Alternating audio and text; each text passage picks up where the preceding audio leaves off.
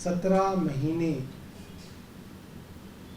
केंद्र सरकार के षड्यंत्रों के कारण जेल में रहे और सुप्रीम कोर्ट ने उनको जमानत दी और उसके बाद पार्टी की तरफ से अनाउंसमेंट की गई थी कि 14 तारीख से यानी कि आज से मनीष जी दिल्ली के अलग अलग इलाकों में पदयात्रा करेंगे, लोगों से मिलेंगे। आज ये पदयात्रा ग्रेटर कैलाश विधानसभा में होनी तय थी, मगर कल दिल्ली पुलिस की तरफ से कहा गया है कि सुरक्षा और सतर्कता के कारणों से स्वतंत्रता दिवस से पहले उसकी पूर्व संध्या पे इसको ना करके इसको पोस्टपोन कर दिया जाए 1-2 दिन, तो बेहतर होगा, क्योंकि मामला स्वतंत्रता दिवस का है, सुरक्षा और सतर्कता का है। और हमें लगा कि पुलिस की सलाह जेन्युइन सलाह है, तो मनीष जी ने ये कहा है कि इस पदयात्रा को 14 अगस्त को ना शुरू करके 16 अगस्त से शुरू करेंगे, यानी कि स्वतंत्रता दिवस के अगले दिन से शुक्रवार को उसी समय 5 बजे ग्रेटर कैलाश विधानसभा में डीडीए फ्लैट्स कालकाजी इलाके में पदयात्रा की शुरुआत जो है की जाएगी। हम नहीं चाहते कि इस अच्छे मौके पे किसी भी तरीके का कन्फ्रंटेशन पुलिस से किया जाए। जब हमें लगा कि वो सलाह जेन्युइन है तो हमने उनकी सलाह मानी। ये आप लोगों को सूचना देनी थी। अगर आपके पास कोई प्रश्न है तो आप पूछ सकते हैं।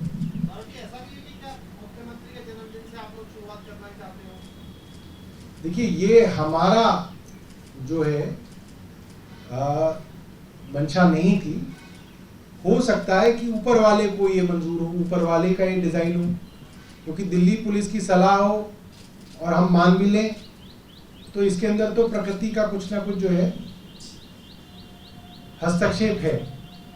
तो ये तो और भी शुभ हो गया कि मुख्यमंत्री जी के जन्मदिन से, हालांकि उनका जन्मदिन तारीख के हिसाब से 16 अगस्त है, मगर हिंदू तिथि के हिसाब से उनका जन्मदिन जो है जन्माष्टमी पे है 26 अगस्त को। तो ये भी एक अच्छा सरकार के लिए जो है और पार्टी के लिए जो अच्छा संकेत है कि उनके जन्मदिवस से मनीष जी जो है इस पदयात्रा की शुरुआत करेंगे। 16 अगस्त ग्रेटर कैलाश विधानसभा डीडीए फ्लैट्स कालकाजी विधायक कार्यालय से शुरुआत करेंगे। सर, कितने दिन चलेगी, क्या प्लान है? पूरी ये चलती ही रहेगी। अच्छा, ये तो चलती रहेगी। ये कितने बजे शुरू होगी? 5 बजे। तो क्या करीब 1 महीने चलेगी या इलेक्शन तक चलती रहेगी? अभी तो चलेगी, फिर बीच बीच में आकलन करेंगे।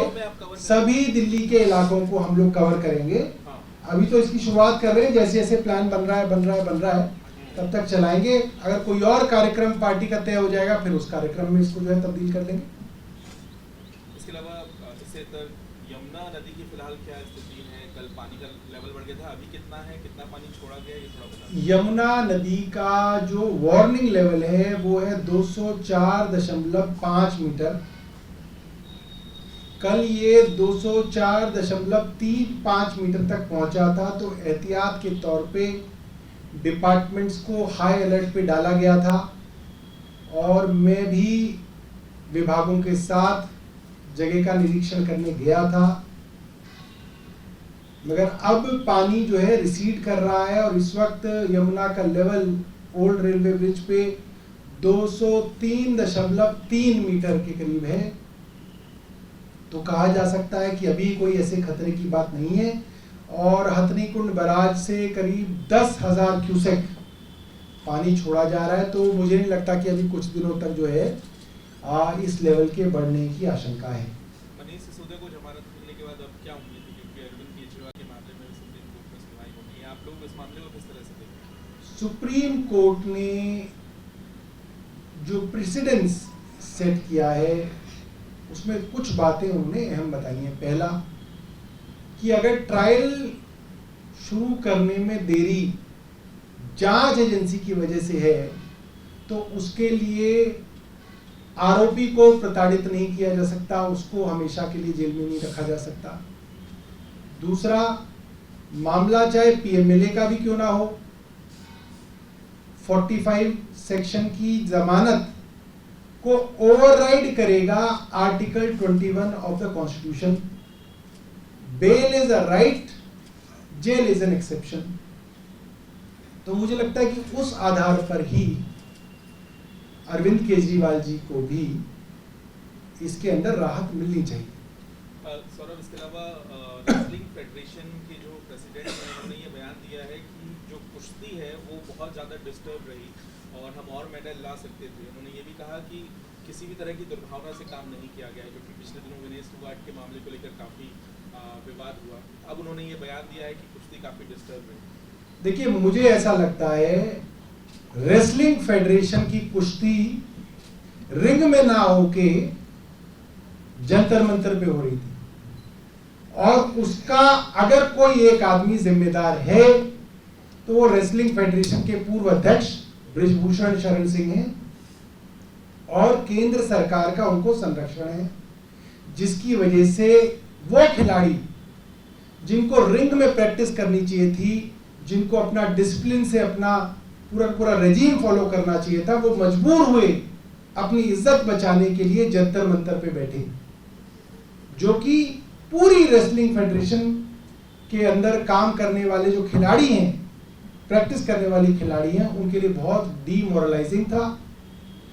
एक मॉरल ही सबसे बड़ी चीज होती है किसी खिलाड़ी के लिए, जिसको केंद्र सरकार के संरक्षण की वजह से बहुत नुकसान हुआ।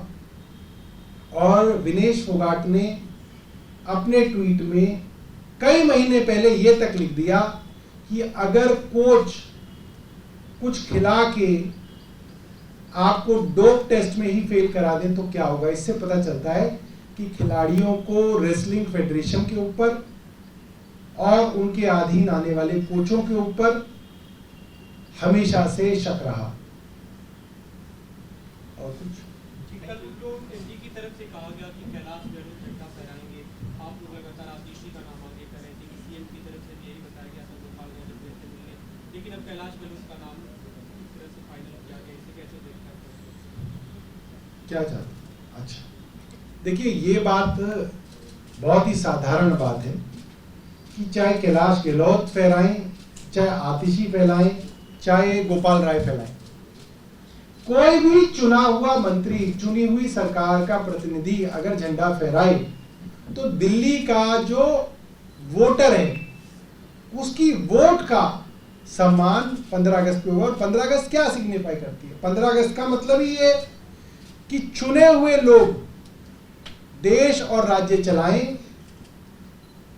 लगाए हुए लोग, जैसे वायसरॉय लगाए जाते थे अंग्रेजों के समय में, वायसरॉय थोपे जाते थे अंग्रेजों के समय पे, ऐसे लगाए हुए थोपे हुए लोग ना करके चुने हुए लोग जो हैं झंडा फहराए, वही आजादी का असली मतलब है।